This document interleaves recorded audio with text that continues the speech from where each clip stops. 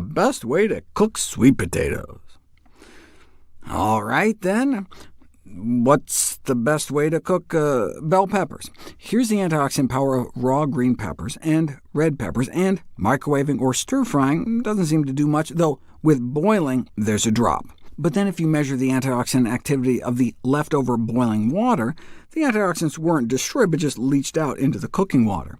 So the researchers' conclusion is that it's vital to consume the water used for boiling, in addition to the peppers, as bioactive compounds will be left over in the water. But that's not the takeaway I get from this study. Drink the water or not, red peppers have nearly twice the antioxidant power of green, no matter what you do. So while both peppers are, by definition, green light foods, the red peppers, ironically, are even greener.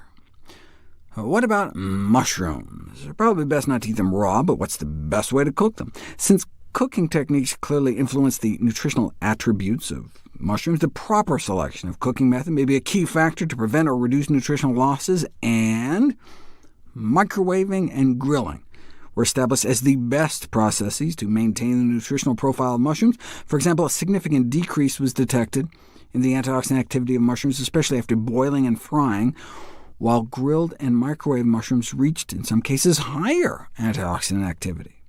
Boiling had a similar negative impact on the antioxidant power of cauliflower, which serves as just kind of a rough proxy for how many phytonutrients of potential benefit we might be losing. Blanching was better, where the cauliflower here was dunked into boiling water for 3 minutes and then run under cold water to stop it from cooking. I had never heard of steam blanching, but same idea. Steam for 3 minutes, then cool off, which appears to be better since you're not immersing it in water. Though note there's not much difference between steaming for 6 minutes and steaming for 3, and then running under cold water. Too bad they didn't look at roasting. That's how you make cauliflower taste good. In fact, I got 2 recipes on roasted cauliflower in my How Not to Die cookbook, for which all my proceeds go to charity, of course. There are certain antioxidants we're especially interested, though, like the eyesight and brain-protecting green vegetable compound lutein.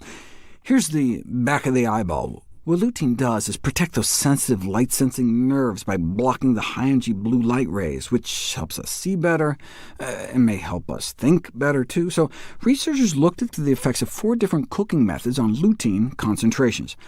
The first thing you'll notice is that broccoli has like 50 times more than cauliflower. Not a surprise, since lutein is a plant pigment and cauliflower is too white. Here it is graphically so you can appreciate the difference. Then they compared boiling, steaming, microwaving, and sous vide cooking, which is like a fancy name for boiling in a plastic bag. And boiling actually made lutein levels go up. How is that possible? Heat can actually disrupt the cell walls and all the little subcellular compartments that can enhance the release of antioxidant compounds. Sous vide was similar, microwaving detrimental, at least for the broccoli, and steaming the superstar, nearly doubling lutein levels. Heat isn't the only way to liberate lutein from greens, though. If you finely chop spinach, you can double the amount of lutein released during digestion in this experimental model, and make a green smoothie, or pesto, or some kind of pureed spinach dish, and you may triple the bioavailability.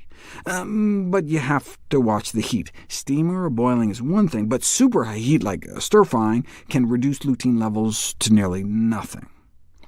Frying is also bad for the purple pigments in blue potatoes. Even air frying, they just seem sensitive to extremely high heat. These special antioxidant plant pigments appear to be sensitive to really high temperatures, so we should try to avoid frying, especially deep frying. That was one of the conclusions of an expert panel on cooking methods. Avoid deep frying foods. Not only the nutrient losses, but all the added oil, not to mention the production of some toxic compounds at those temperatures. So that continues to be a challenge to the food industry. What's their solution?